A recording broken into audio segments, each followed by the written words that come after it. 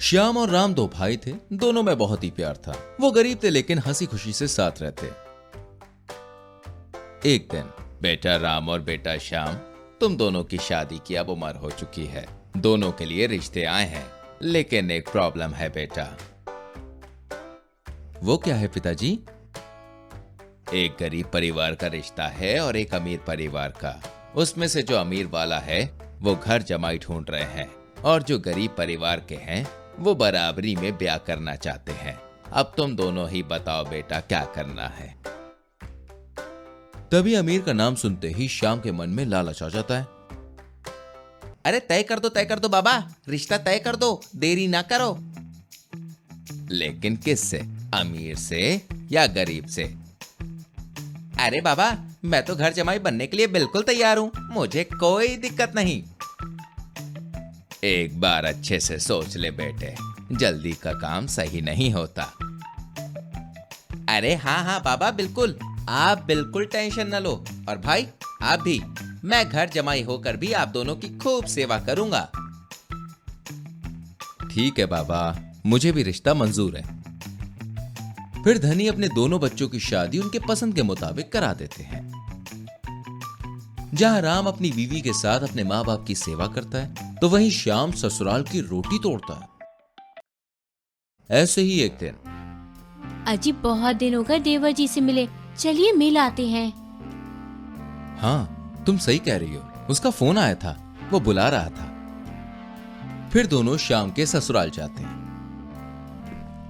अरे रुको रुको, ये कौन गरीब है जो अंदर चले आ रहे हैं? सिक्योरिटी सिक्योरिटी, हम देवर जी से मिलने आए हैं। कौन देवर? अरे श्याम से।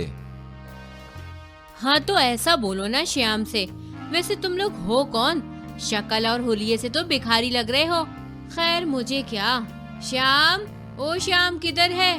देखो कोई फटीचर लोग तुमसे मिलने आए हैं। तभी श्याम वहां आता है।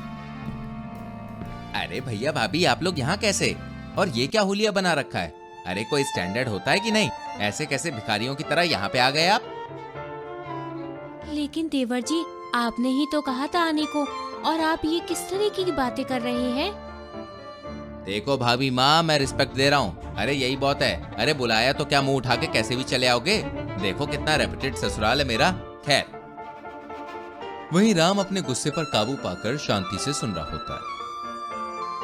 अरे जब आ ही गए हो तो बैठ जाओ, खाना लगवाती हूँ, खाकर चले जाना। फिर मालती सबके लिए खाना लगवाती है। खाना बहुत ही स्वादिष्ट है देवरानी जी। हाँ होगा क्यों नहीं, करोड़पति के घर का खाना है, भिखारी के घर का नहीं। हाँ, लो और खाओ, बांध कर लेकर भी जाना, ठीक है? बस बहुत हुआ। अब तक हम सहन कर रहे थे, लेकिन अब नहीं करेंगे। चलो सीता। और श्याम, तुझसे मुझे ये उम्मीद नहीं थी। अरे जाओ भैया, एक तो मेरे ससुराल आकर मेरी इज्जत का फालूदा करवा दिया, अब और क्या उम्मीद रखूं मैं आपसे, हैं? फिर राम और सीता वहां से चले जाते। ऐसे ही दिन बीतते हैं, लेकिन श्याम ससुराल के पैसों में अंधा हो चुका था। वो आए दिन जुआ खेलता, शराब पीता और दोनों पति पत्नी दोस्तों के साथ पार्टी करते। और बड़े भाई राम को किसी भी मामले में नीचा दिखाने की कोई कसर नहीं छोड़ते। ऐसे ही दिन बीतते हैं और अचानक से एक दिन धनी जी की तबीयत बहुत ज्यादा खराब हो जाती है। बाबा का इलाज करवाना है, पैसे नहीं है, समझ नहीं आ रहा मैं क्या करूं, कहां जाऊं। देवर जी से पैसे लेकर देखें क्या? अरे तुम्हें याद है उन लोगों ने हमारे साथ क्या बर्ताव किया था? अरे उससे तो मुझे बिल्कुल भी उम्मीद नहीं है, लेकिन शायद पाप के नाम पे हो सकता है उसका दिल पिघल जाए। उन्हें क्या पता था कि श्याम इतना कठोर हो चुका है कि उसे पिता से भी कोई मतलब नहीं है। वहीं श्याम पैसे देने से साफ इनकार कर देता है, जिसके बाद सीता अपने मायके और ससुराल के सारे गहने बेच देती और अपने ससुर जी का इलाज करवाती है। अजी मुझे नहीं लगता कि एक कमाई से कुछ होगा। पिताजी की बीमारी में सब कुछ चला गया है। मुझे लगता है कि हमें साथ पे कमाना होगा, तभी कुछ हो सकता है। हाँ भाग्यवान, मुझे लगता है तुम सही कह रही हो। इसके बाद दोनों पति पत्नी साथ में काम करना शुरू करते हैं और कुछ ही सालों की मेहनत के पैसों से वो एक बिजनेस स्टार्ट करते हैं जिसमें उन्हें काफी मुनाफा होता है और वो अमीर हो जाते हैं। वहीं श्याम और मालती के अय्याशियों के कारण मालती के पिता का बिजनेस लॉस में चला जाता है। डार्लिंग श्याम, अब हम क्या करेंगे? पापा का बिजनेस डूब रहा है। अब हम गरीब हो गए बेबी। अब क्या होगा, मुझे तो कोई काम भी नहीं आता है। क्यों ना हम तुम्हारे भाई भाभी से हेल्प ले ले? अरे तुम्हें लगता है कि वो हमारी हेल्प करेंगे?